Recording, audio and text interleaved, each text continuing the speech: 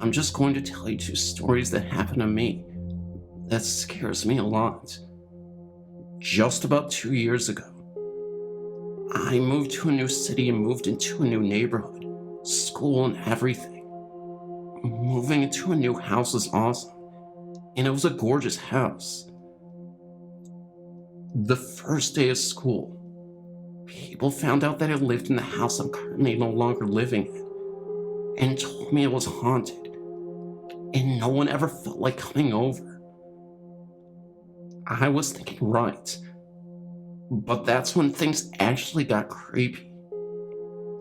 In through our garage was wooden stairs leading to the basement. Well, every time I'd come home for lunch, and even when I'd be home there all by myself, something clicky would be heard, and I would just freak, until one day, I knew it was coming from the wooden stairs. I stood by the stairs, and all I'd hear was a click, and nothing would be there. One day I got fed up at lunchtime, and I told my mother what I'd been hearing at home and school, and we were right beside the stairs. As I'm telling her, she tells me young brains have lots of things just to fill in their mind. I'm thinking, Mom, very funny. My mom opens the garage door, and there it happens again. The clicking sound once again. My mom freaked and grabbed me and rushed us into the garage. She told us to stay there, and she took a bat and went inside. I was worried. She had just left me there all by myself. A couple of minutes later, I walked inside scared out of my mind, and I headed down the stairs and went down them, and there my mom was, worried. She said she saw nothing. A few days later, my mom talked to the owner. She knew him, and he says, weird. My mother died on her birthday on these stairs. She got a brand new pair of clicking shoes. After that day, we never heard it again. Another story happened with me and my brother. Well, I was young and was a big chicken, so I stood by my brother while my mother left for groceries. Let me start off this way. My brother would have this small play toy gun, and it was his favorite gun, and he'd have it all the time, and kept it in his drawer when it wasn't in use. Now back to when my brother and I were sitting at the computer. He's 2 years older than me. My mom had been gone for a while. We stood there, and I was pale and just staring. All of a sudden, something started laughing, like a clown, and it sounded as if two clingy things had been clanging together. And then I realized it was the sound my brother's gun made, and I was thinking, oh my lord.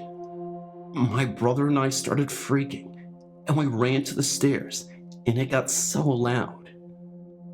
And then the door handle started moving, and it was banging, and I ran and opened it, and it was my mom. She asked us why we were so pale. When we told her, it wasn't something she seemed much to care about. Like we were just children telling our tales. My brother that night went to go play his toy gun. It was gone and was never to be found again. A lot more of these things have happened, and if you're interested in some more, I can write them up and email you. We moved out of the house just down the street, and nothing's happened to us like that again. Hope you enjoyed my stories. Myself and other employees, including management, have been upstairs in what was supposed to be the original owner's apartment. When you are up there, someone will either tap you on the shoulder or grab your shoulder, and when you turn around, there is nobody there. You will also hear things moving around while using the bathroom, and when you open the door, nobody is up there but you. The given story is that it is the ghost of our owner's father, His father's dream was to open up this brewery with his children, Joe Jr. and Michelle, but he died shortly after it had opened. The oddest thing of all of that is that I was walking some customers out to their vehicles when one of them told me she felt 3 spirits inside. I had not mentioned anything of the hauntings. She said one was an older gentleman, but the other 2 are children. I know absolutely nothing of the children in this area.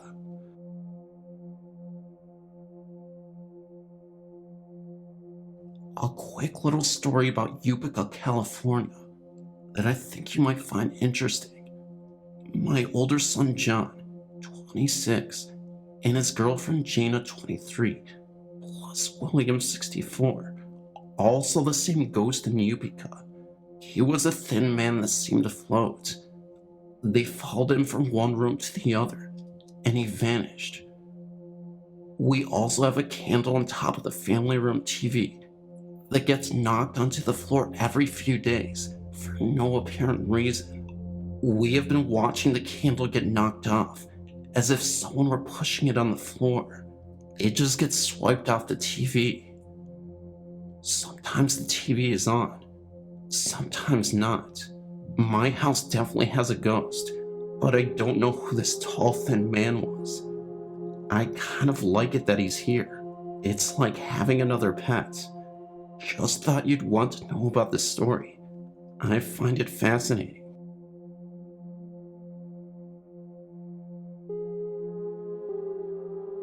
Me and my friends Mike and Maria have used your site for a reference on where to go, and we've gone to 2 places so far, and I'd like to share my experiences with you.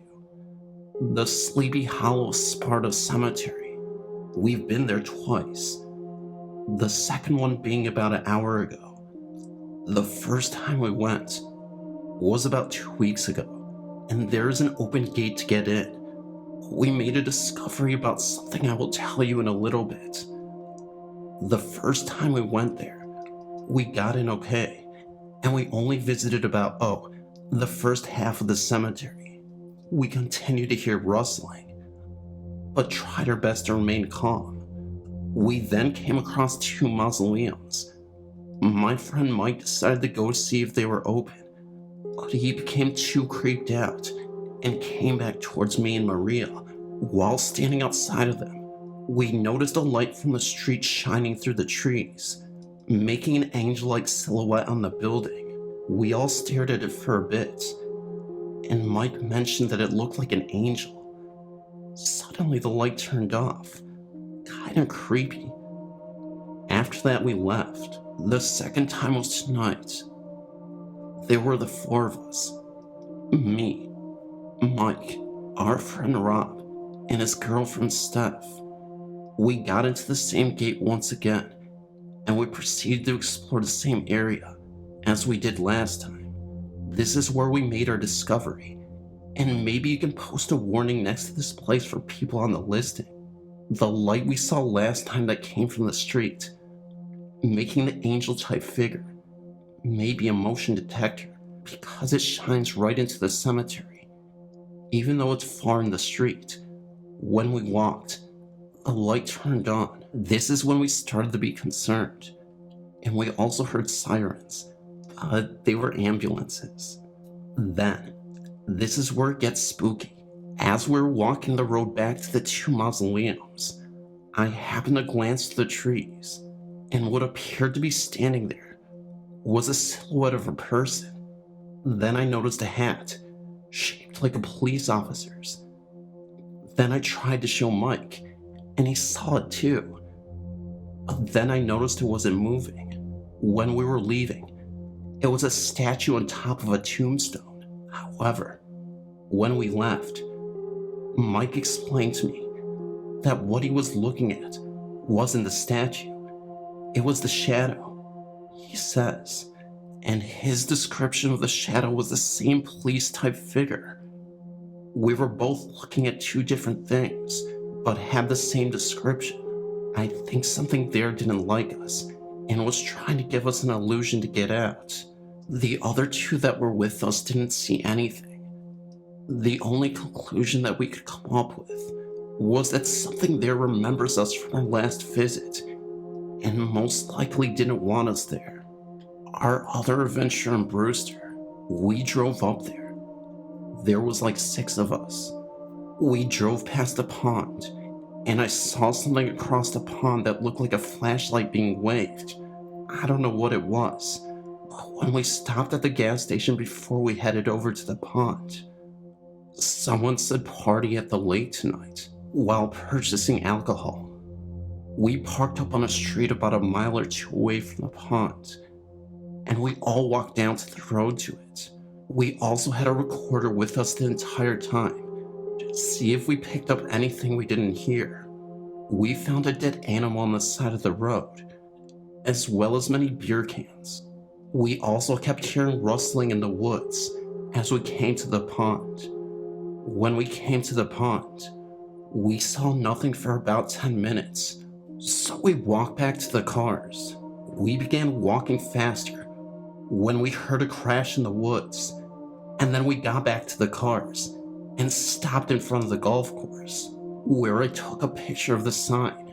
Me and Mike were taking pictures the same time, and I noticed there was a red orb-like structure on the side of the sign. It's not present in Mike's pictures though. Then afterwards we found a cemetery nearby, but nothing creepy happened. When we came back home, we listened to the recordings. We picked up a loud crash and 2 moaning, whispered sounds. One being directly said after Mike said, "That was definitely a noise." So there is the report of our 3 places that we visited. Thanks to your site, we're addicted. Please write back if you have anything to say. While my own experience is not really that of a ghost encounter, I still believe that it may relate to some of the stories. Mine is a premonition. Growing up in Florida, I would visit my step-great-grandfather. Even though he wasn't truly related to me, he was far closer to me than any of my blood relatives. I remember always seeing him sitting in his recliner and chewing his tobacco. When I was about 10, I began having these strange dreams. In the dream, I was walking through a house that was on fire. I was in a long hallway, and the flames were on my right side. I was not scared in the dream, more curious than anything else. Every few meters, a round gray shape would rise out of the flames and go over my head. I tried, but could not see what was on the left. It was as though my head wouldn't turn far enough. I had this dream on and off for about 2 years, before it finally stopped. I didn't have the dream again until I was 14. However, this time, the dream was different. I began having it every night for 2 or 3 months straight, and every time I saw the shape, it was a little bit clearer. One night I realized it was someone's face though, and I couldn't make out whose. The dream stopped for 2 weeks. Then I had the dream 2 more times. The last time, I realized it was the face of my step-great-grandfather. The next morning, my mom told me that he had died in his sleep. I thought perhaps it was just my subconscious mind telling me that he was old and that he would die soon. But when I was 17, I got a book from a friend, and in the book, it had a section on dream interpretation. I read that if you dream of a house on fire, then there will be a death in your family. At that point, I remembered all of the dreams I ever had. I realized that it was more than just my mind warning me. I have on occasion felt as if someone was with me whenever I most needed someone to care. I believe that it is him. I want to thank you so much for taking the time to read through my story. I am sure that others feel as I do, and I thank you for having your website to help the rest of us better understand these strange occurrences. When I was a freshman in high school, my mom and stepdad and I moved into an older home, built sometime in the late 1920s or early 1930s. I assume this from the newspaper I'd found, dated 1936. When we first moved in, there wasn't any odd things happening. Not until my stepdad and my uncle started putting in rooms upstairs in the loft. One night after a long day of swimming with friends, I decided to go home to take a nap and meet back up with my buddies later that night. Well, that didn't happen. I awoke too, or whom I thought was my nephew Sam, tapping me on the foot. The room was very dark, just a small bit of light through the curtains. I looked over at the clock. It was late, around 11 p.m. So I said to whom I thought was my nephew, "What are you doing in here? And where's your mom?" You see, they lived next door to us. And I asked again. With no answer, I got up and turned on the light. No one was there. Okay, I said to myself. That was odd, and very reluctantly went to sleep. That wasn't the end of it. One night I woke up with all the covers off my bed. Maybe I kicked them off. Who knows? I know because the second time it happened, I was not asleep when I felt the covers slowly pull off of me and off the end of the bed. Can we say what the heck? And that's when I slept downstairs on the couch for a few minutes, telling my mom it was too hot upstairs to sleep. A few months had gone by without anything happening until they put another room upstairs in, and I moved into that one. I started hearing sounds on the roof, like if someone was throwing a ball into the roof, and it was bouncing down. Went on for at least a good month. Well, the ice finally broke when my grandfather, who had been living with us, asked my mom one morning who was standing in her doorway last night. My mom said no one, and my grandma replied that it was a child and a woman. And that's when I told them what was happening upstairs. Strange. I'm 13 years old, and I live in Florida. I took a trip to St. Augustine for vacation 2 years ago.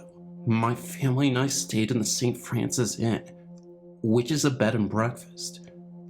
We stayed in the Sanford suite for like one night, and the lady at the front desk said that her daughter had to babysit there, and the kids were playing with those Hot Wheel toys. Well, she said that her daughter called her up and said that the toys were moving on their own. I was so afraid to sleep in that room. Well, the next 2 nights, we stayed in the cottage. It was very homey-like, and I had no problem with it. I went upstairs to the room I would stay in, and I didn't feel comfortable at all. I felt like something or someone was watching my sister and I. So that night, I slept in the pull-out couch.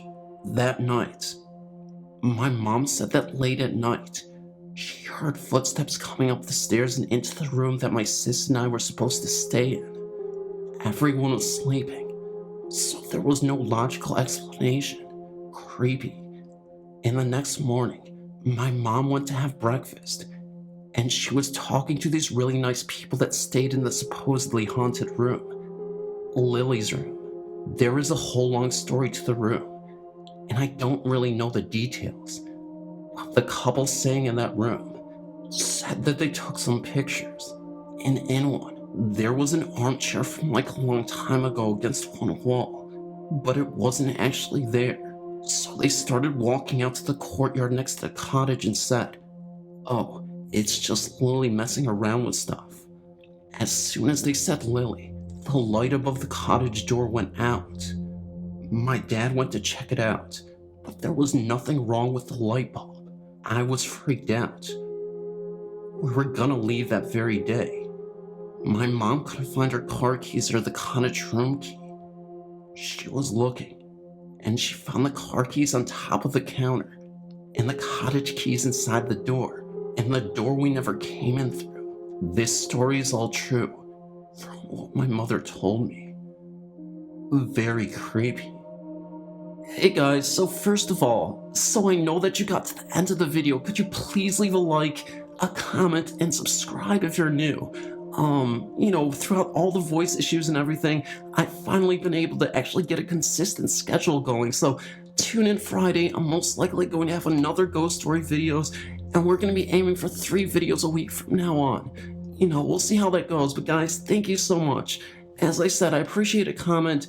Let me know if you got to the end of this video, and I love you so much. Subscribe if you're new. I already said that, but guys, love you, and see you in the next video.